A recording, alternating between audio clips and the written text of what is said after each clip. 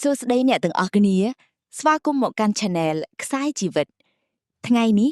យើងនឹងនិយាយអំពីប្រធានបទមួយដែលសំខាន់ណាស់ជាពិសេសសម្រាប់អ្នកដែលប្រើទូរស័ព្ទនិងកុំព្យូទ័រជាញឹកញាប់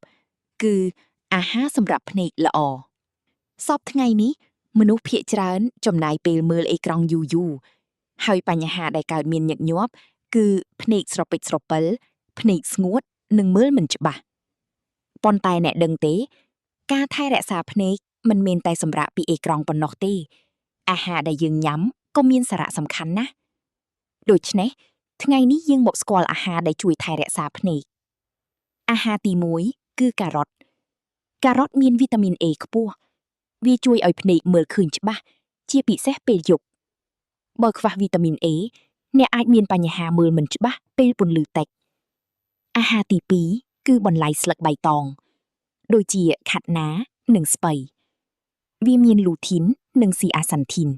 ដែលជួយការពារភ្នែកពីពន្លឺខ្លាំងអាហារទី3គឺត្រីជាពិសេសត្រីដែលមានអូមេហ្គា3ដូចជាត្រីសាម៉ុងវាជួយបន្ថយភ្នែកស្ងួតនិងរក្សាសំណើមភ្នែកមាត់អាហារទី4គឺស៊ុតមានសារធាតុចិញ្ចឹមជាច្រើនដែលល្អសម្រាប់ភ្នែកវាជួយការពារភ្នែកពីការខូចខាតអាហារទី5គឺផ្លែឈើដូចជាក្រូចស្វាយនិងប៊ឺរីវាមានវីតាមីន C ជួយការពារភ្នែកពីជំងឺអាហារទី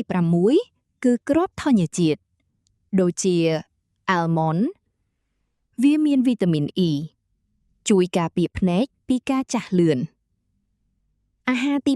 7គឺទឹកការផឹកទឹកគ្រប់គ្រាន់ជួយបន្ថយភ្នែកស្ងួតឥឡូវនេះសំណួរមកវិញតើយើងគួរធ្វើដូចម្តេចដើម្បីថែរក្សាភ្នែកញ៉ាំអាហារដែលមានប្រយោជន៍សម្រាប់ភ្នែកពីអេក្រង់រៀងរាល់20នាទីមើលឆ្ងាយ20វិនាទីគេងឲ្យគ្រប់គ្រាន់ភ្នែកគឺជាផ្នែកសំខាន់ណាស់បើយើងមិនថែរក្សាវាអាចប៉ះពាល់ដល់ជីវិតប្រចាំថ្ងៃសរុបវិញអាហារដែលយើងញ៉ាំអាចជួយការពារភ្នែកនិងធ្វើឲ្យភ្នែកមានសុខភាពល្អបើអ្នកចូលចិត្តវីដេអូនេះកុំភ្លេច like share និង subscribe Channel ខ្សែជីវិតសូមអរគុណ